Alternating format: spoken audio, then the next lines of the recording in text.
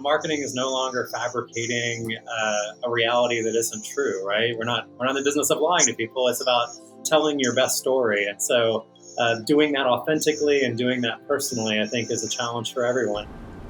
Storytelling, personalization, authenticity. These are some of the most prominent topics in today's marketing and sales. They're also some of the most valuable weapons in the battle against impersonal, spray and pray digital communications. And when you wield them all together in unconventional ways to deliver truly exceptional experiences, you not only connect with more potential buyers, you connect with them in entirely new ways. Welcome to Creating Connections, the show that explores the human element in an increasingly digital business world. I'm your host, Tyler Lessard, and today we're speaking with Brian Maschler, the Chief Creative Officer at Bulldog Solutions. Part geek, part creative, he helps B2B businesses stand out from the crowd and earn the trust of their buyers by taking an unconventional approach to marketing, communications, and highly personalized demand generation. I focus on the customer experience and what makes people lean forward initially, and how do you keep them leaning forward, and how do you evolve that conversation. And as you noted, there's so many different components there, from technology to content, go-to-market strategies, and which channels are you in, and account prioritization and data problems. And knowing enough about a lot of those different things helps me kind of come to the table with a 360 point of view that other executive B2B marketers can appreciate and think out loud with me and brainstorm. So I think you have a very interesting perspective on some of the market dynamics right now. And as you're thinking about either your own marketing strategy or working with leading B2B brands out there, what are the big challenges people are really trying to get over today? And sort of, how does that play into how you think about these almost dueling roles of brand and demand and creative and geek? What are those challenges? So you hit it on the head. I think people are struggling with the brand and demand. I think most marketers are coming to the conclusion now that it's not what they say they are, but what they are. I mean, there's like this level of authenticity that's now expected. And, review sites and everything else out there, there's a million ways to validate whether or not a brand is offering a great solution to the market. And so, it's no longer clever messaging and taglines and, kind of just a shiny creative brand video that are going to make anyone fall in love with you. It's living it, right? And so if the reality behind the curtain isn't there for your company, then it's, you really have more than just a marketing challenge, right? And so, we're working through that with brands, trying to figure out what's the real story that you have that's worth sharing with audiences, and then what's the best way to share that story. But marketing is no longer fabricating a reality that isn't true, right? We're not in the business of lying to people. It's about telling your best story. And so doing that authentically and doing that personally, I think, is a challenge for everyone. And you said it. I think a lot of people start with the technical components of how to do it rather than figuring out what is the story worth sharing and then ending with maybe how to technically pull that off. It's interesting to think about storytelling in the broader world of marketing, and particularly what it means within the context of business to business. We're all familiar with brand level storytelling in the big budget B2C world, where brands pay big bucks to produce advertisements and commercials that tell great stories. But I think storytelling is different in the B2B world, where it's less about fiction-based storytelling and more about non-fiction storytelling. The most refreshing things that I see in B2B tend to fall into this category of unconventional candor. I think every B2B brand there's this elephant in the room that if they're just willing to call it out and talk about it, it's the one thing that everyone, maybe their competitors and their customers, are all thinking about. It's this frustration that's looming that everyone is maybe talking about this, technical feature solution, but if you could just pinpoint that frustration point in the daily lives of customers and not try and add a level of hyperbole to that, right? Like, don't try to be more important than your solution actually is, but just acknowledge the real sweet spot of where you're delivering value. And I think it's that, like, sometimes that's also dialing back like the value. And when you can just be really transparent and authentic in that way, I think it speeds your ability to build trust with your audience. Trust. There's that critical word again. The one that seems to come up in every conversation I have about creating connections with today's buyers. But Brian used another interesting phrase to characterize some of the best marketing he sees in B2B and how they go about earning trust: unconventional candor. The idea of using truly authentic and transparent content to not only educate buyers, but to earn their trust before they've even spoken with sales. And when you couple that with highly personalized experiences that bring them into the story, it can be a very powerful 1-2 punch. So, I'll use our own marketing. We stand for unconventional B2B. That's sort of our kind of go-to-market theme. And that is a broad theme. It allows us to go a lot of different places because, as you noted, there's so many different conventions that need to be challenged. It's sort of it's the gift that keeps on giving. Every topic you can find, like, what's the white space that no one seems to be talking about related to this? And that's how you're going to create content that doesn't wind up sort of dying on the vine, because there's a lot of content creation going on right now, but most of it's Me Too content and echo chamber content, and so that's why no one really looks at it. But when you have something fresh and original to take to audiences, that's content that's worth sharing. And so when we create, say, an email to an audience, I know we try to get creative with every single aspect of it, from who is the email coming from, the subject line, the body. For example, because we are a marketing organization reaching out to marketers to sell marketing, that's a very meta thing, right? And so, and that's true of the Vidyard team as well, right? And so when we do that, one of the emails might come from random writer. And the body copy jumps right into, hey, most organizations would have you believe this came from their CEO or their head of sales, but you know better, I'm a copywriter. And we just lean into the fact that, like, hey, no one ever wants to call out the fact that a copywriter was behind most of those emails that go out to large group of people.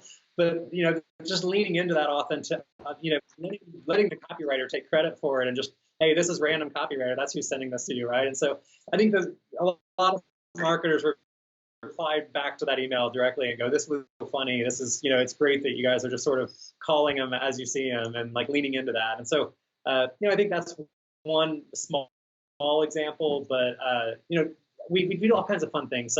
One of the things that we do as an acceleration tactic here is we personalize posters. There's one kind of over my shoulder here as an example, but when we see a brand has become really digitally engaged, this is a very small subset of our total audience will receive these hyper-personalized posters that celebrate them as an individual inside their B2B department. And so knowing that they have to take a lot of risk, this one behind me is the Daredevil post. It's the B2B Daredevil Spectacular, and it's going to have your name and your company and all of your information's all over the poster. It's celebrating you. It's not about us. It's about you. And so I think when people approach personalization, coming up with something as affordable as a rolled up piece of paper that you can send to a client, it's about them in a really fun way. It's, using more creativity and less sort of financial brawn. You don't need to send people, expensive technology to get a door open. You just need to be creative. I love it. I mean, it's the old adage, facts tell, but stories sell, right? And this is all about creating that more personal and human connection with audiences and finding ways to do it both at scale with, broad reaching content, but also in a one-to-one manner with things like personalized posters, which I think still a lot of B2B companies, shy away from unless they have a really focused, account-based strategy where they can justify these one-off personalizations. But the reality is today, it's cheaper than ever. It's easier than ever to build campaigns that do deliver hyper-personalized content, whether it be one-to-many or one-to-one. And I think you guys have done some really, really wonderful things that tap into that real emotive side of the house. And often I've seen you use humor very effectively. Can you think of any examples where you've gone outside of really just humor as a way to engage with somebody and create a really memorable experience, but without trying to make them laugh? Without trying to make them laugh. Yeah. So actually, we created one-to-one podcasts previously where we did a content analysis on 5 different companies that all competed with each other. And we used an artificial intelligence kind of machine learning tool to go out and scrape all of their content. They did a very sophisticated content analysis. And then I did a one-to-one. I recorded a custom podcast for each company. And I sent it out to the 5 or 10 marketing executives at each brand. The whole podcast episode was just to show them, like, here's how an artificial intelligence engine compares your content and how you look on the web, your storytelling balance, and all kinds of advanced features of what you might look like to a customer as seen by, a bot basically scraping all of your content and analyzing all the words. A highly sophisticated thing, that was sort of sent out, and it was saying, hey, I'm sharing with you this. If you want to learn more about this report, let's talk. But that's a level of kind of detail and rigor reaching out to a specific brand that is definitely not about making them laugh. In fact, it's about like, hey, this is some really interesting data that's just for you and your company and how you compete against these 4 other players in the space. Would you like to learn about that? Creating a podcast episode for a single target account may seem like a crazy idea, but therein lies the genius in this unconventional approach. It's hyper-personalized, so there's an inherent expectation of greater value and relevance by the person receiving it. It's authentic. The podcast format gives Brian the ability to be very human and to communicate in a way that's conversational and transparent. And third, it's novel. No one else is doing it, so it immediately stands out from all the other noise and creates a sense of curiosity. In fact, these are the core characteristics of all the unconventional ideas that Brian just shared. So I asked him what he thinks is more important to focus on in today's market: novelty, authenticity, or personalization. I'm going to lean more on the trust and authenticity. There was some recent research done by Corporate Visions that was really interesting, and it said among the personalization strategies, which ones tend to perform best. And as you know, there's all these different layers of conversion that happen to get someone to actually get into a conversation with you. For example, if I'm receiving an email, there's the subject line that I need to make a decision on who sent that to me and what is the subject line and do I care about that? And there's a layer of personalization that can happen there, right? And then there's the email itself and the substance of the email and the promise that it's making and, what level of personalization goes into that. They found that, a great metaphor actually is pretending like your digital marketing is more like a brick and mortar. And if I walk into a store and the greeter at the front of the store says, "Hi, Brian," and starts talking to me about my last purchase, I find that very creepy, right? And so sometimes like leaning too far into the, looking up someone and doing a social dossier on them and leading with that can be a little bit creepy. You might want to reserve that from actually, a little later in some of the communications where you actually do have a little bit of a personal relationship with them. But what they found is that in terms of conversion rates, like leading with industry insights that kind of that tap into a sense of voyeurism for your audience. If your company, whether you're in sales or marketing, if your company can figure out how to teach your customer something not about their company, don't try and pretend that you're an expert about their company. But if you have some insights about their competitive space, the industry they're in, maybe your business has done a lot of work in healthcare, and you have unique insights about some aspect of healthcare that you could teach a healthcare client, those tend to be the things that get the most engagement. And I know whenever we talk about personalization, most marketers jump right to individual personalization. But of the 3 types of personalization that you can use, it turns out that in terms of getting conversion to content, to getting actual like full digital engagement, is the industry personalization that winds up being some of the most impactful. But Tyler, you and I know that in order to get the very first open, sometimes things like I've seen, personalized video, where when someone opens up an email and they see their name cleverly put into, graffitied on a wall or something like that, that can also create a level of personal intrigue where you're at least just asking, like, did they really create this just for me? So that can add an early conversion, but then you really need to lean. You got to get past that quickly and deliver something of value, and that might be industry level, kind of insights that they know that your company has that they want.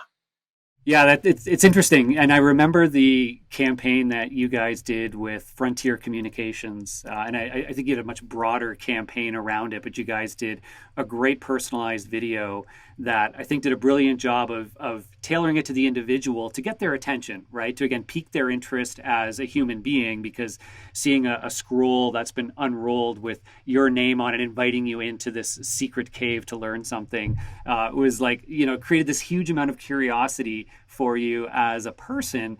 But then, as soon as you click play and you dive into this narrative, it immediately pulls you into this story about this sort of, exclusive mindset of people like you in this IT realm. And it very much brings you into these industry norms and some of these sort of topics that are prevalent within that market. And then it ends with a perfect call to action, which is to, I believe, take the survey to see sort of how you stack up.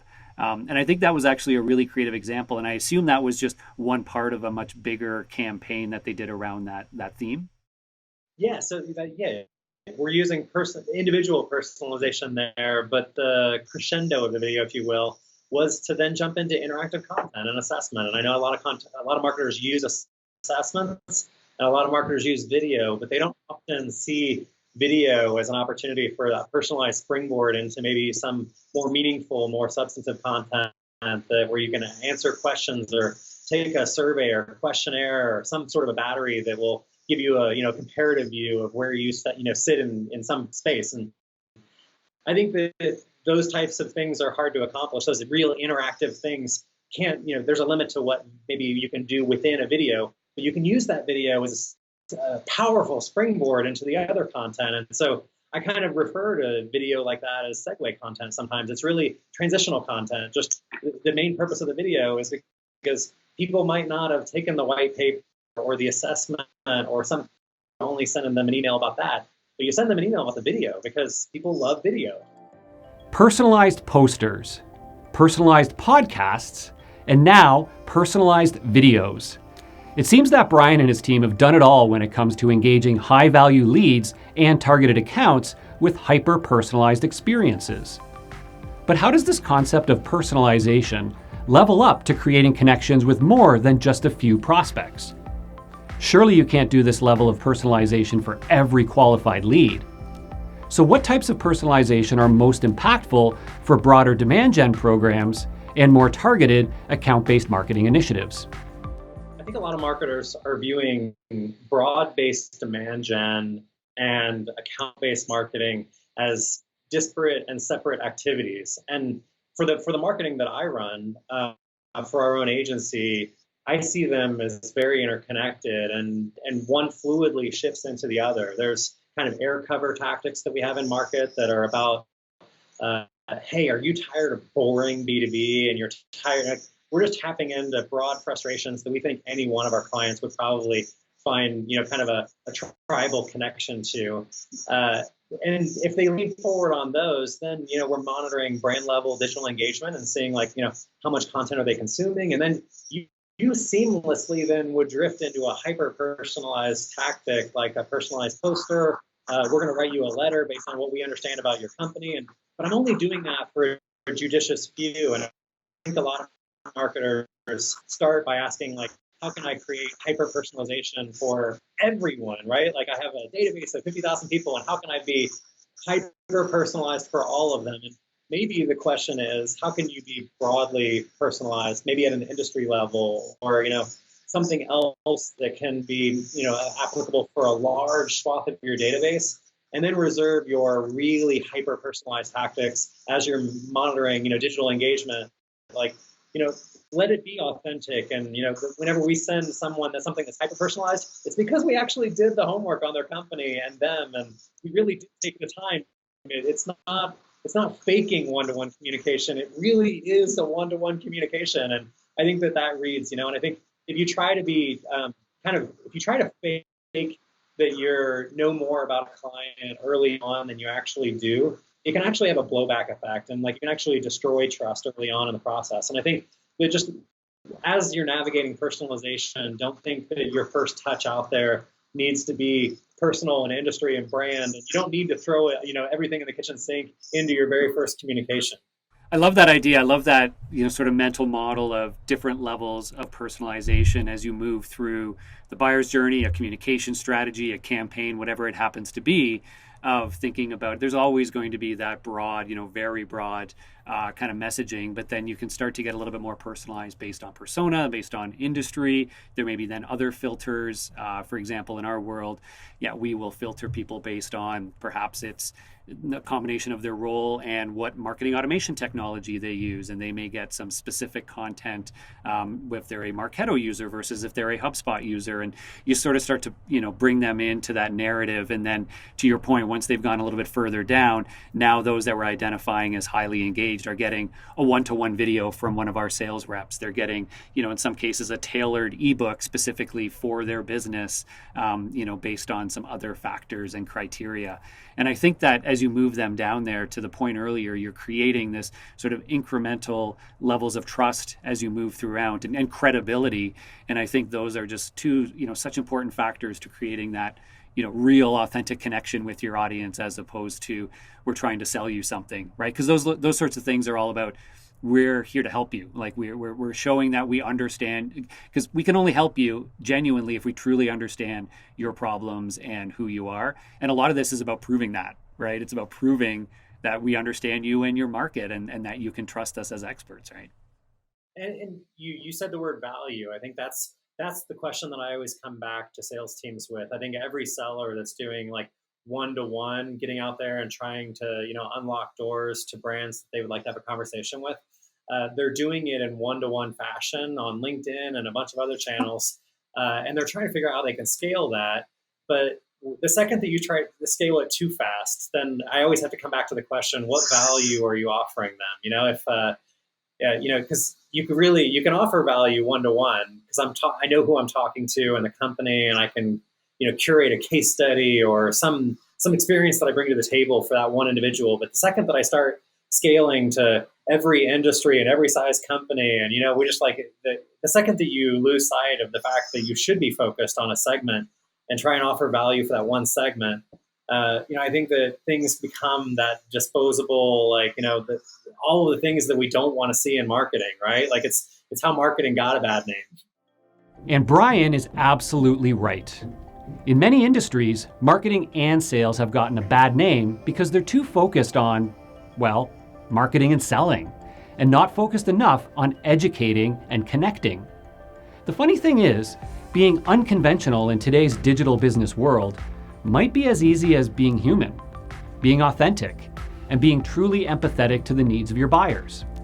Which also means you need to be disciplined in how you approach the idea of personalization, and to ensure you're using it not just to market or sell, but to better educate and connect with your buyers.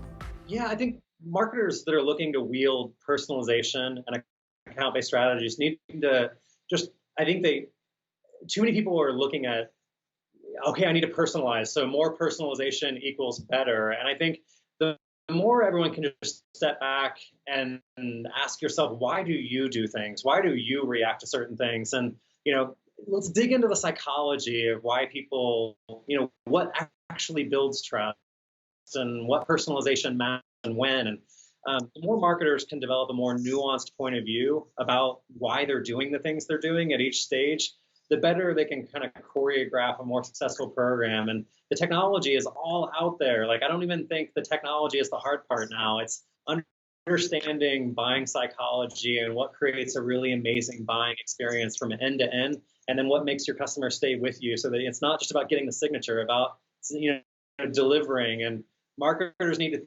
think broad, more horizontally, and deeper into buying psychology. And I think everyone needs to get out of the technical weeds of like how to stitch technology together, because that's not the biggest challenge now. Customized posters featuring prospects as heroes, one-to-one podcast recordings for key target accounts, a hyper-personalized video to drive engagement in an interactive assessment.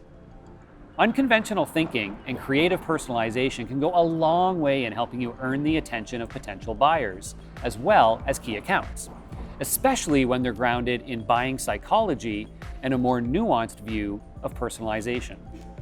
And when it's all supported with truly authentic messaging that is based in fact, not fiction, you can also earn their trust and create a truly personal connection.